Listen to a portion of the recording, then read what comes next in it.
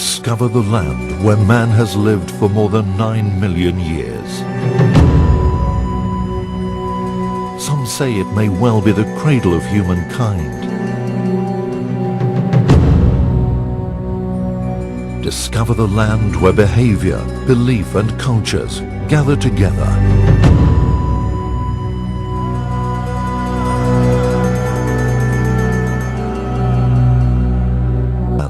Where the historical White and Blue Nile rivers meet, the longest river in the world, paying host to ancient civilizations.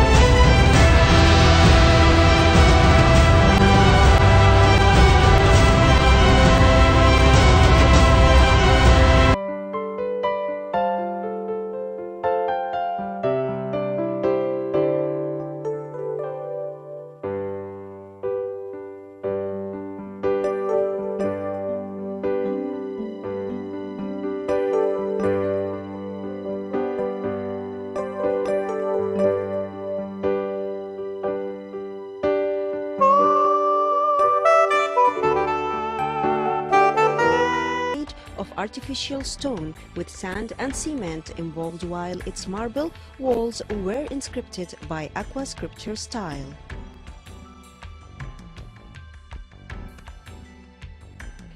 It is one of the elements dated to Mamluks and Ottomans architecture, and gates are adorned with copper.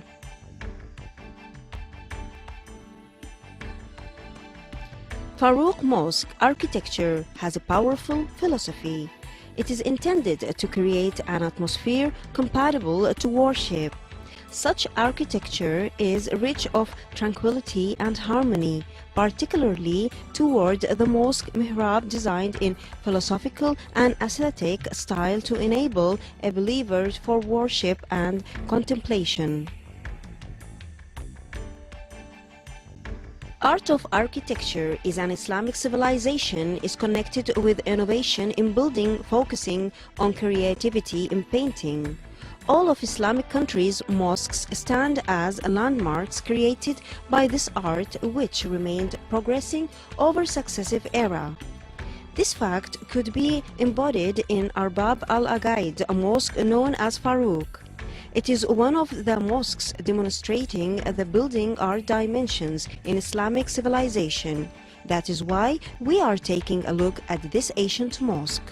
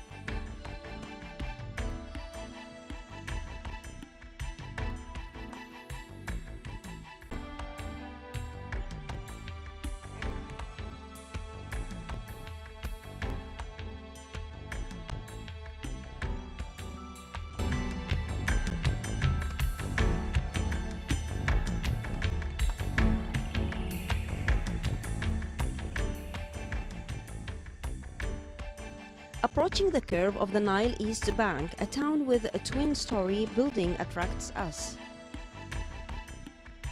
This was a palace for Dungla, the ancient kings. It was the metropolis of Nubia region.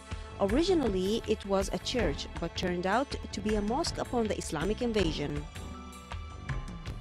Al-Maqarra kingdom, known as Dungla, was established in the area situated between the second and fifth cataract, close to Berber.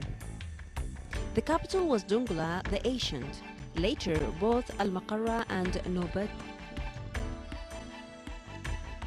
Islamic invasion, Muslims entered into Nuba region.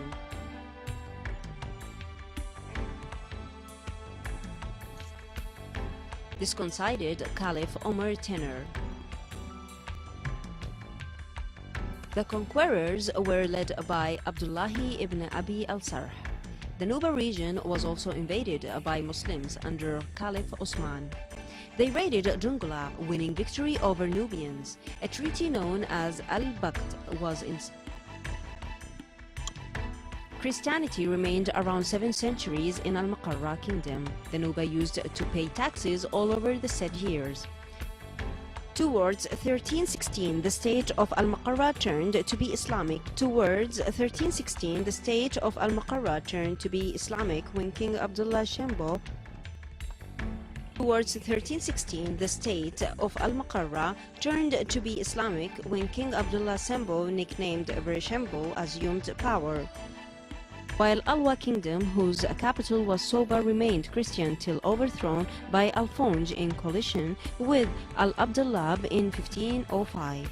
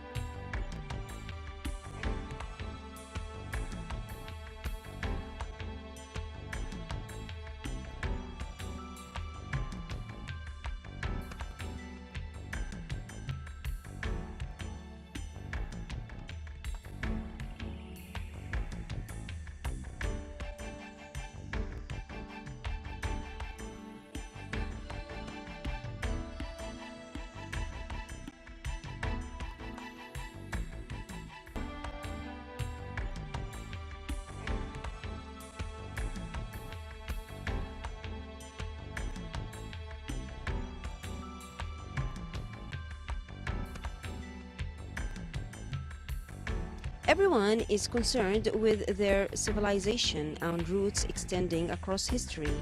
Preserved by museums, the human heritage is considered one of the civilizational landmarks which realize plans of benefits.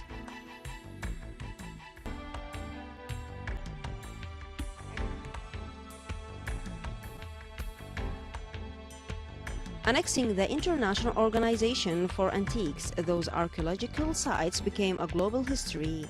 Many international companies dispatch their delegations to visit the sites listed in the World Heritage Register.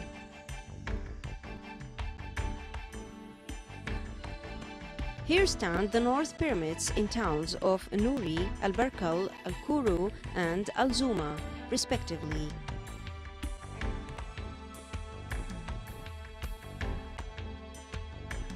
The most well-known kings who built these pyramids were Tahraka and Ba'ankhi. Al-Barkal is an archaeological site. The North Pyramids are composed of 5 sites, including monuments, temples, 4 palaces, 30 graves, and a decorated grave. Early Nabta governors were buried in Al-Kuru grave, which is dated to the end of 9th century and mid of 7th century. The most fascinating graves in Sudan occur in Al-Kuru. They are funeral rooms, still with the whole original drawings. Nuri is known for the grave of Nabta kings. It is dated to King Tahraka.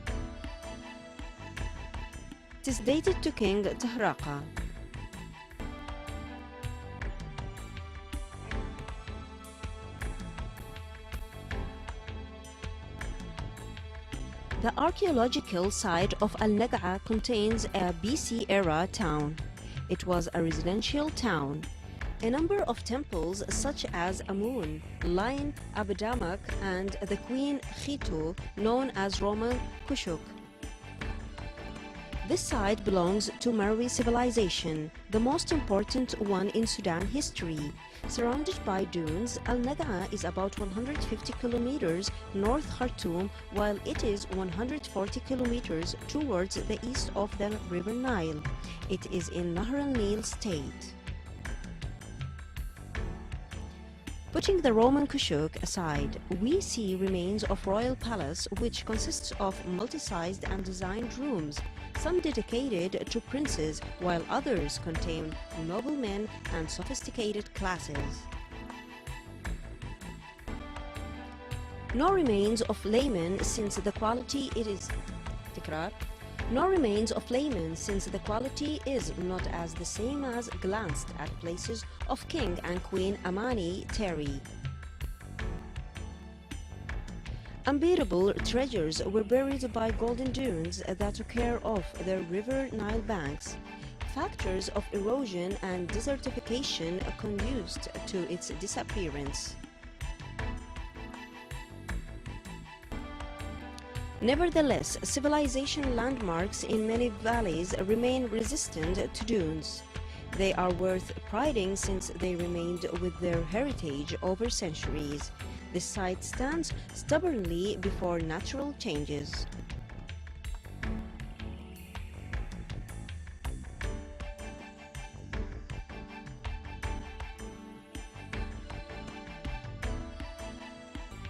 Sculpture is one of the prominent landmarks in human legacy whose values express traditional and cultural aspects for many nations.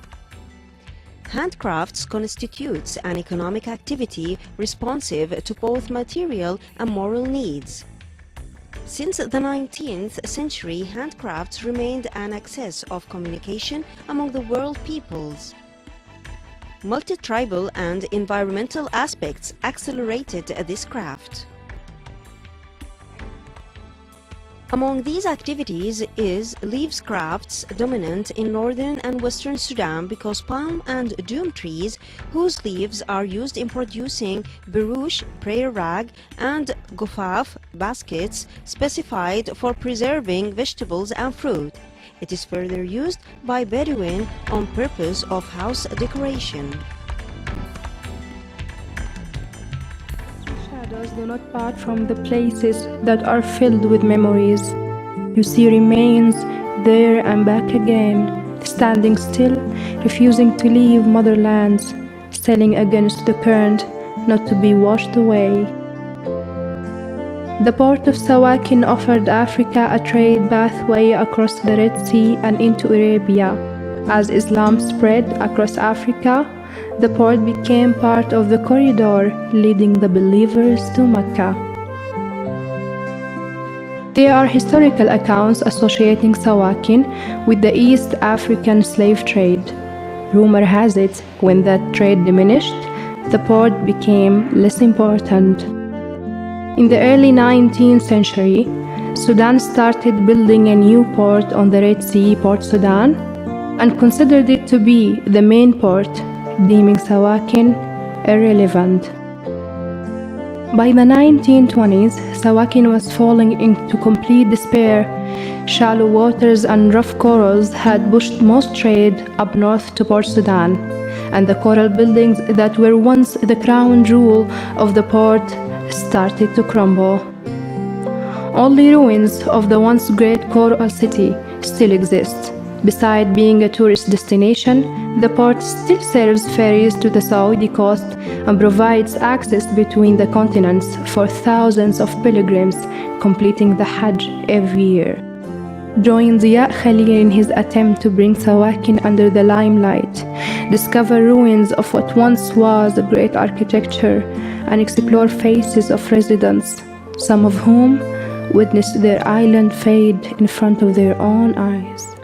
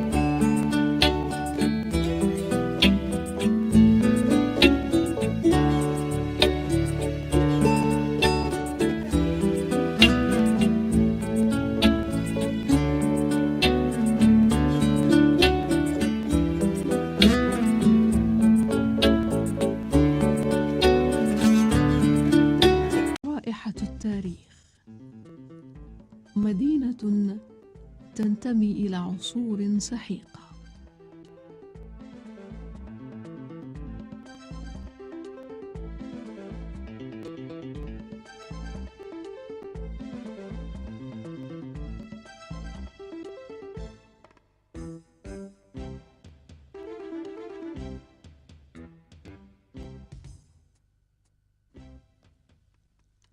سوني: أشجار الفاكهة والمياه موجودة أينما توجهنا. الجداول الرقراقة بالماء البارد تحت أقدامنا نحتتها الطبيعة على الأرض الصخرية لتدخل كل بيت ومزرعة دون الحاجة لأنابيب المياه. إنها لا تسبب إزعاج لعمال مياه الريف.